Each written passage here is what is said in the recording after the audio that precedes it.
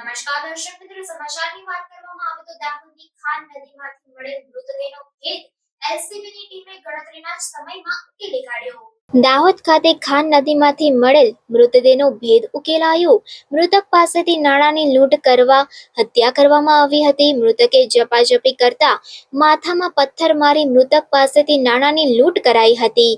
1200 રૂપિયા રોકડ, વીટી, મોબાઈલની લૂંટ કરી હતી. લૂંટ કરી મૃતદેહને નજીકની નદીમાં ફેંકી દીધો હતો. એલસીબીની ટીમે ગણતરીના જ સમયમાં હત્યાનો ભેદ ઉકેલી કાઢ્યો. એ પ્રકારની છે કે ગઈકાલે સવારના લગભગ 8 થી 9ના ગાળામાં એવી માહિતી મળી હતી કે રળિયાતી રોડ પર આવેલી ખાન નદીમાં એક લાશ તરે છે. જે અન્વયે અમારા પોલીસ સ્ટાફના લોકો જઈ અને ચકાસણી કરી હતી, ઉપરી અધિકારીને જાણ કરી હતી. જે અન્વયે અમે તમામ અધિકારીઓ, એલસીબી, એસઓજી તમારી ટીમ પહોંચી ગઈ હતી. તો ત્યાં એક વ્યક્તિ 35-40 વર્ષની ઉંમરનો છે, જેમની બોડી, જેને માથાના ભાગે બોથડ પદાર્થનો ઘા મારી એનું મરણ નિપજાવ્યું હોય એ પ્રકારની હાલતમાં છે, એ મળી આવી હતી, જેમને લઈ અને પીએમ માટે ખસેડવામાં આવી હતી.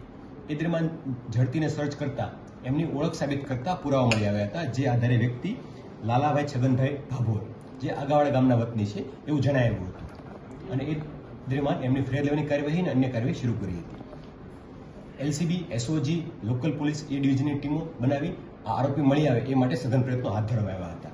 આ દરમિયાન હ્યુમન સોર્સ તથા ટેકનિકલ સોર્સના આધારે માહિતી મળેલ કે ત્યાં બાજુમાં બનાવ સ્થળ નજીકમાં એક ઘર છે, ત્યાં રહેતો ગણેશ ઉર્ફે શનિ ઉર્ફે કાળો ઉર્ફે ભોલો તાનસિંહ ડામોર નામનો વ્યક્તિ છે.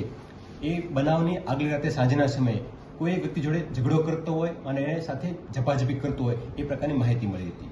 આ બાબતે એમના ઘરે જે તપાસ કરતા કોઈ સંતોષકારક જવાબ મને મળી આવેલો ન હતો અને ઘરના લોકોની પૂછતાછમાં પણ કોઈ ખાસ એવું જણાવેલું ન હતું. એ દરમિયાન મને એક હિન્ટ મળી, બાતમી મળી કે વ્યક્તિ છે ઉજ્જૈન તરફ જવા રવાના થયેલો છે. જેનો એમનો ફોટો મેળવી અને અલગ અલગ દિશામાં અમારી ટીમો કાર્યરત હતી. એ દરમિયાન આજ રોજ રેલવે સ્ટેશન છે ત્યાં બી બ્લોક છે એ વિસ્તારની આસપાસના ભાગમાં એ માણસ અમને મળી આવ્યો હતો અને એમની સઘન પૂછતાછ કરતા એમણે આ ગુનાની કર્યાની હકીકત આપી હતી. આ માણસની ઝડપી કરતા તેમની પાસેથી 1200 રૂપિયા રોકડા, અલગ અલગ ચણી દરની નોટો મળી આવી છે, જેના ઉપર બ્લડના સ્પોટ મળી આવેલા છે તથા ચાર્જર પણ મળી આવેલ છે કે જે મનોરંજન વ્યક્તિ હતા એની પાસેથી એમણે લૂંટના ઇરાદે કબજે કર્યા હોવાનું કબૂલાત આપી છે. આ અન્વયે એવું પણ જણાવ્યું છે કે આ આરોપી છે એનો ગુનાહિત ઇતિહાસ પણ રહેલો છે અને 3 ગુનામાં અગાઉ પકડાઈ ચૂક્યો છે, જેની હાલમાં અટક કરી કાયદેસરની કાર્યવાહી હાથ ધરવામાં આવેલી છે. ગુનામાં અન્ય કોઈ સંડોવાયેલું છે, જેની તપાસ ચાલુમાં છે.